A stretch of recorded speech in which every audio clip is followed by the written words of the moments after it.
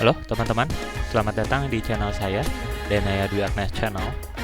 Untuk video kali ini, saya akan membacakan cerita yang berjudul Luna dan Endus.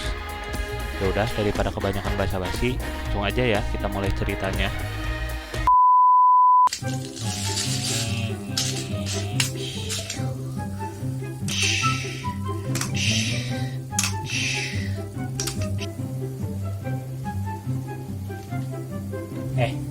Papa udah pulang. Loh, Adek, udah jam berapa ini? Udah jam segini kok belum bobo? Besok pagi kan sekolah. Iya, nanti bentar lagi. Tanggung ini lagi seru nih. Ayo bobo. Besok kan harus bangun pagi-pagi. Iya Pak, iya.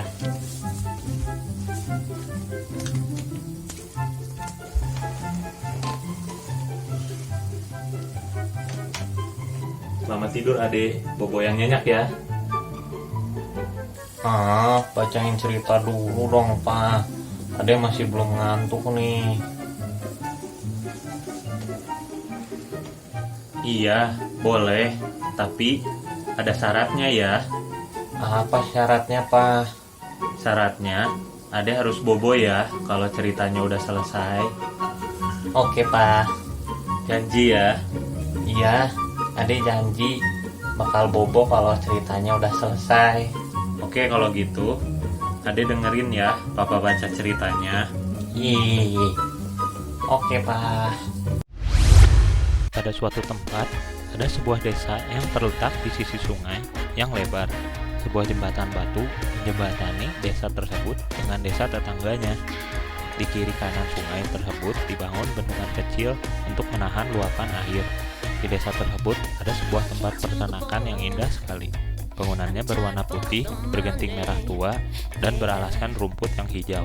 Bunga-bunga tumbuh di mana-mana, membuat peternakan itu semakin indah.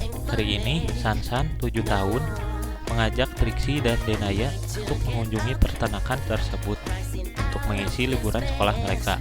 Di peternakan tinggal bapak dan ibu tani yang baik. Mereka menyambut Sansan, Trixie, Denaya dengan sangat ramah sekali.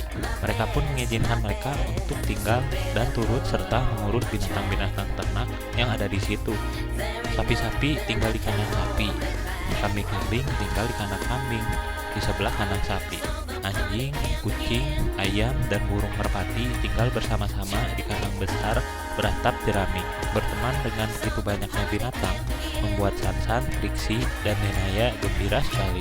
Terlebih, hari-hari ini udara sangat cerah sekali dan bunga-bunga bermekaran membuat udara menjadi harum. Pagi ini, petani memanggil Sansan, Trixie, Denaya. Ia memiliki hadiah untuk mereka. Sansan mendapat 4 ekor angsa kecil yang baru menetas. Bulu angsa-angsa tersebut berwarna kuning dan sangat halus jika dibelai. Sedangkan Trixie dan Denaya mendapatkan seekor anak kelinci kecil berwarna coklat yang lucu sekali. Hidungnya bergoyang-goyang lalu seperti mengendus hingga Trixie dan Denaya memanggilnya si Endus. Setiap hari, angsa-angsa Sansan semakin bertambah besar. Bulu-bulu kuning berganti dengan warna putih bersih. Mereka cantik-cantik sekali. Sansan sangat menyayangi mereka. Sayang sekali, 3 di antara angsa-angsa tersebut nakal-nakal. Hanya 1 dari keempat angsa tersebut yang berkelakuan baik, dan Sansan menamainya Luna. Luna selalu baik, tidak pernah mengganggu ataupun jahil, seperti angsa yang lainnya. Sansan, angsa-angsamu telah menginjak-injak kebun bunga di peternakan, tegur Pak Tani di suatu pagi. Pak, saya yakin mereka tidak bermaksud untuk merusak kebun-kebun bunga itu, ujar Sansan mencoba membela binatang peliharaannya.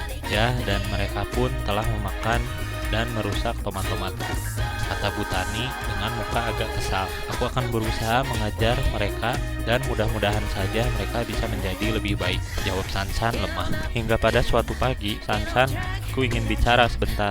Pak Tani menggangil Sansan dengan muka gusar. Sansan, angsa-angsamu telah mengejar-ngejar dan menggigit anak tetangga kita sampai celananya robek, lanjut Pak Tani. Tapi Pak, anak itu memang nakal juga, dan ia memulai dengan melempar-lempar batang-batang bambu kecil pada angsa-angsa angsaku, jawab Sansan mencoba membela angsa-angsanya. Yang paling buruk terjadi pada sore harinya ketika angsa yang nakal itu mengejar-ngejar anak-anak bebek yang baru saja menetas dan menggigit ekor mereka. Sansan sangat menyukai anak-anak bebek itu, dan ia menemukan mereka hampir tercebur ke sungai karena dikejar-kejar ketiga angsanya. Sansan sangat kesal dan ia tak ingin lagi membela mereka. Jadilah pada malam itu juga petani menjual ketiga angsa yang nakal itu hanya Luna yang diizinkan untuk tinggal di peternakan. Pada saat itu, induk si kelinci juga melihat kejadian saat anak-anak bebek tersebut dipermainkan oleh angsa-angsa yang nakal itu.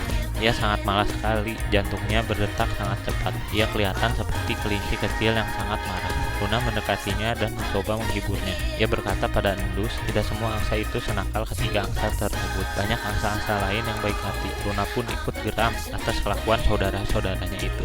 Musim panen telah tiba. Seluruh isi peternakan sibuk. Ada yang memetik jagung, tomat, serta buah-buahan segar lainnya. Pada hari itu, Luna mengendap-endap masuk ke kandang sapi dengan senyum rahasia. Di paruhnya membuat si Endus penasaran. Akhirnya si Endus mengetahui rahasia si Luna. Ia sedang mengeramit, telurnya berwarna putih bersih dan mengkilap, dan bentuknya sedikit lebih besar dari telur ayam. Si Endus sangat senang dan bangga terhadap Luna. Malam harinya, udara terasa dingin sekali. Luna menawarkan tempatnya yang hangat penuh jerami pada si Endus. Si Endus tentu saja kegirangan, karena di kandangnya ia dapat merasakan angin berhembus dengan kencang, membuatnya menggigil. Jerami di kandang Luna dan bulu si Endus membuat suasana lebih hangat. Pada pagi harinya, Sansan, Trixie, dan Denaya sangat gembira melihat kedua binatang tersebut bersahabat dan tidur bersama berpelukan. Tapi tidak selamanya udara begitu cerah. Tanpa disangka-sangka, hujan deras turun tak henti-henti. Air sungai mulai naik dan banjir pun melanda desa. Petani bergegas mempersiapkan keluarga dan binatang-binatang ternaknya untuk diangkut ke desa tetangga yang masih kering. Ia sedih melihat binatang-binatangnya ketakutan akan air yang terus meninggi. Ayam-ayam kelihatannya aman bertengger di tempat yang tinggi, dan Luna pun aman karena ia dapat berenang. Tapi bagaimana dengan si Endus? Tak ada seorang pun ingat akan dia. Pada saat yang sama, si Endus melihat air semakin tinggi dan hampir masuk ke kandangnya. Ia sangat ketakutan, hidung dan kumisnya terlihat bergoyang-goyang cepat sekali. Tapi untunglah Luna ingat akan sahabatnya dan ia berenang menuju kandang si Endus untuk menyelamatkannya. "Jangan takut Endus, aku akan datang untuk membantumu," kata Luna menenangkannya. "Aku tidak apa-apa Luna, hanya menggigil kedinginan saja," jawab si Endus malu mengakui ketakutannya. Air akhirnya telah menyentuh kaki si Endus. Luna tahu sudah saatnya untuk menolong si Endus. Endus, melompatlah di punggungku," pinta Luna. "Cepatlah, nanti kau bisa sakit," lanjutnya. "Tidak, aku tidak bisa Luna," kata si Endus mulai menangis. "Nanti aku terpleset dan malahan jatuh ke air," lanjut si Endus terseduh. "Aku akan mengembangkan sayapku untuk menahanmu," ajak Luna dengan sabarnya.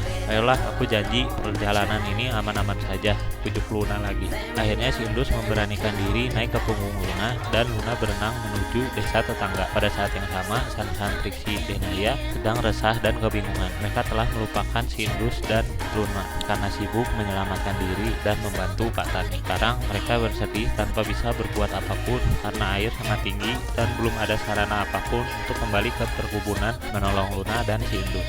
Apa yang telah terjadi pada mereka? Pikir Sansan, Trixie, dan Denaya sedih. Tiba-tiba mereka melihat titik peti di tengah air yang berjalan semakin mendekat. Kelihatannya seperti Luna, teriak Patani, dan kelihatannya ada sesuatu di punggungnya. Butani menyahut tak sabar dan bergerak-gerak. Sansan ikut berteriak kesenangan. "Aku pikir itu adalah seekor kelinci." Trixie dan Denaya ikut berteriak sambil tertawa kesenangan. "Itu adalah si Endus." Semua berteriak dengan senang. Akhirnya, biarpun lelah, Luna sampai di tepian yang kering dengan perasaan bangga menyelimuti dirinya. Trixie dan Denaya mengangkat si Endus perlahan-lahan di punggung Luna, memeluknya untuk memberi kehangatan pada kelinci kecil yang kedinginan itu. Hidung si Endus bergoyang-goyang dengan cepat karena gembira. Sansan pun perlahan mengangkat Luna dan mencium leher jenjang Luna yang lembut. Sansan sangat bangga pada angsanya. Waktu berjalan dengan cepatnya, suasana peternakan telah kembali normal. Tapi Sansan, Trixie, dan Denaya harus kembali ke Bandung. Liburan telah usai. Mereka tidak bisa membawa Luna dan si Endus. Sansan tahu tempat yang paling cocok untuk mereka adalah di peternakan Patani. Maka dengan berat hati, Sansan, Trixie, dan Denaya melambaikan tangan meninggalkan mereka dengan harapan suatu saat mereka dapat berkunjung kembali. Epilog. Nah, gitu deh ceritanya.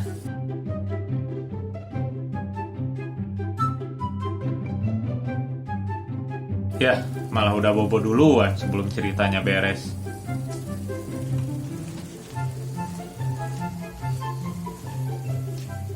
tidur. Bobo yang nyenyak ya anakku sayang.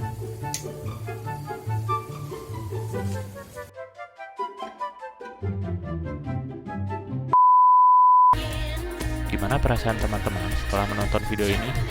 Apa di antara teman-teman di sini ada yang pernah dibacain cerita saat masih kecil? Atau untuk yang sudah punya anak, atau sekarang suka ngebacain cerita untuk anak-anaknya? Boleh di komen di bawah ya teman-teman. Oke, sekian dulu video cerita Luna dan Dus kali ini. Jangan lupa untuk subscribe channel ini, like kalau kalian suka video ini, dan komen juga di bawah.